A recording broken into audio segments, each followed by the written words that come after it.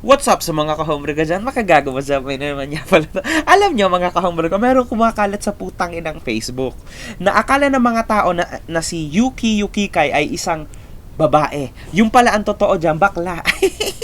In fact, ito yung picture niya na kumakalat, see? Ang dami pa niya mga ganyan type na picture, pero alam niyo, tinatamad naman akong fuck this, ito na lang ang pag-usapan natin. Ang dami niyang ganyan type na putang inang picture. Natatawa ako mga kahombre ko kasi, tanya, kung isusum niyo dyan, wow, akala mo puwet, putang ina, bango ng puwet, oh, puke ng ina, oh. Yung pala, ang katotohanan niyan, titi yan, si. Putang ina, oh. Bayag yan, oh. Puke ng ina, oh, bayag. Mas malaki pa yata ang bayag ng hinayupak na to kaysa sa akin, mga kahombre ko. Alam nyo, putang ina, bakla yan. May bayag yan, puke ng inang yan. Alam mo, Yuki, alam mo ba kung ano ang nagra-rhyme sa Yuki? Puki. In fact, ha? Bakit Puki?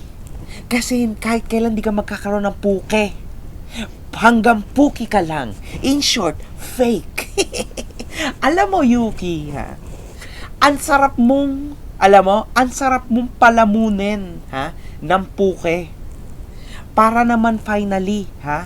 Makatikim ka at makaranas ka ng pagkapuke. Ha? Naintindihan mo yung meaning ng puke, ha? Puke, puking ina mo. Alam mo, Yuki, ha?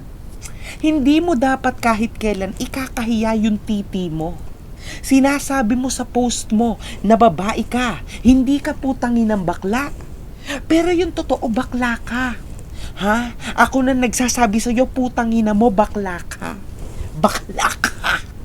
Huwag mong ikahiya. Okay? Mahalin mo ang pagkabakla mo.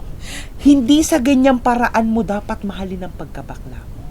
Kasi putang ina, nagpo-post ka ng mga ganyang kalaswaan, tapos magpapaawa ka kapag ka nadidis ka, natatarantado ka kung ano-anong ginagawa mong putang ina mo ka.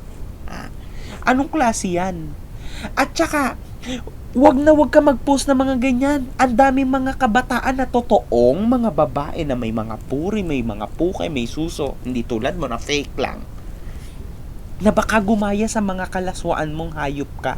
Hindi ka ba kinikilabutan sa putang inang actions mo? Dapat sa'yo, ha? Dapat talaga sa'yo tarantado ka, sinasampigay. Hindi ko alam kung nasa na mga magulang mo, ha?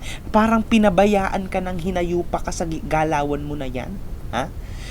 Dinadamay mo pa, nagdamay ka pa ng mga kapatid mo, dinadamay mo pa, ganyan din ang mga postings nila. Kayo dapat ang actually na nare-report at nababan sa Facebook. Paano, ha? Paano tinotolerate yung mga ganyang actions ng Facebook, mga kahombre ko? Putangin na lang. Si Makagago, nagvi-video ng ganito, tas nagsasabi ako ng totoo. Laging nare-report na baban. Itong putanginan to, konting nakabakat na yung putangin ng tite. Hindi pa rin naban. Putangin na naman Facebook. Anong klase yan? Anong klase labanan niya? Puke ng ina. Alam niyo yun? Alam niyo mga kahombre ko, okay lang sana eh kung yung puwet ng putangin ng baklan to ay talagang maganda. Ha? Kaso puke ng ina, picture pa lang, mabaho na. Personal pa kaya, di putangin na, di ikinamatay ko na. Sa sobrang putangin ng baho. Anyway mga kahombre ko, hindi tayo against sa LGBT community. Hindi ako against sa mga bakla. Pero, sana naman, yung nasa taas ng LGBT community, pagsabihan nyo yung mga ganitong bata nyo. Kaya kayo hindi narirespeto at kaya na lang ang baba ng tingin ng mga tao sa mga bakla.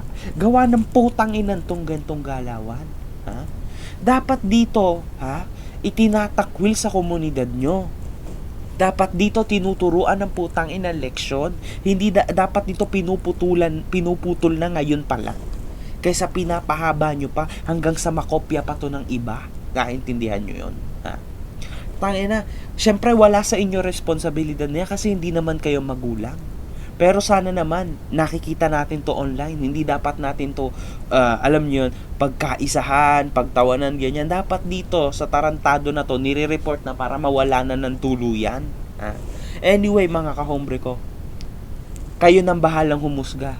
Basta alam nyo si Makagago nagsasabi lagi ng totoo. At I love you guys for believing in me.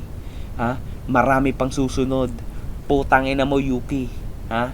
Feeling mo meron kang puki pero wala ka naman puki. Wala kang puki pero meron kang titi. Wala. Good fucking vibes.